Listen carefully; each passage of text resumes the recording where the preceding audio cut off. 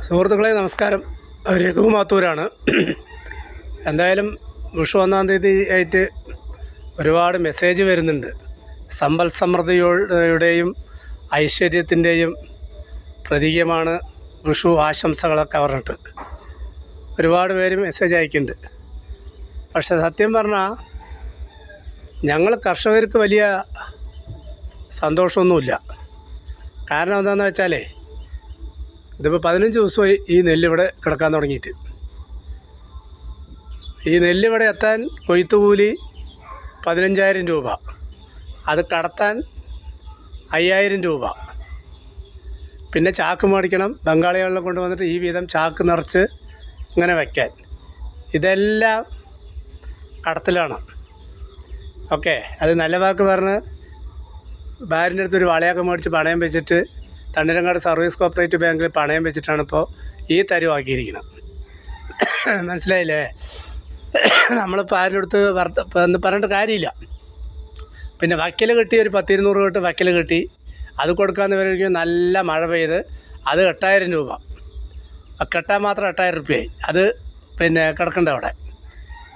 മനസ്സിലായില്ലേ? ഇതാണ് കർഷകരുടെ അവസ്ഥ. പ്രത്യേകിച്ച് എന്നെപ്പോലെയുള്ള ചെറുകിട കർഷകരുടെ അവസ്ഥ ഇതാണ് അവസ്ഥ. പിന്നെ അവർ മഞ്ഞച്ചീട്ടൊക്കെ തന്നിട്ട് കുറേ ദിവസമായി.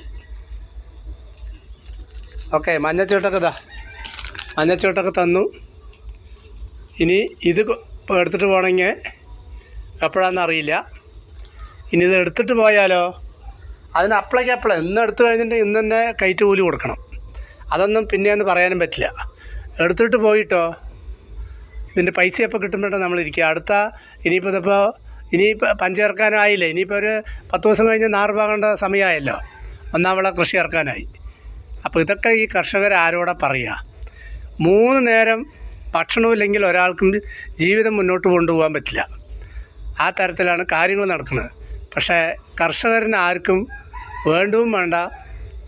കർഷകർ ഉൽപ്പാദിപ്പിക്കുന്ന നെല്ല് അല്ലെങ്കിൽ അരി, അത് 3 നേരം എല്ലാവർക്കും കഴിക്കണം. അത് കഴിച്ചിട്ട് ഇതിൻ്റെ ഉത്തരവാദിത്തപ്പെട്ട കുറേ ആൾക്കാരുണ്ടല്ലോ, അവർക്കൊന്നും തോന്നുന്നില്ലേ നോക്കുകയാണ്. എന്തോ ഒരു മാനവും നാണവും ഇല്ലാണ്ട് ഇങ്ങനെ കർഷകരെ ദ്രോഹിച്ച് ഭക്ഷണം കഴിക്കുക. ഞാനിപ്പോൾ അങ്ങനെ കണക്കാക്കിയിട്ടുണ്ട്. നമ്മളിപ്പോൾ ആരോടും പരാതി പറയുന്നില്ല. ഇതാണ് കർഷകരുടെ അവസ്ഥ. പിന്നെ വിഷുവായിട്ടിപ്പോൾ ഞങ്ങൾ കർഷകർ, പ്രത്യേകിച്ച് ഞങ്ങളെ പോലുള്ള ചെറുകിട കർഷകർക്ക് അത്ര വലിയൊരു സന്തോഷമൊന്നുമില്ല പറയാം. ഓക്കെ.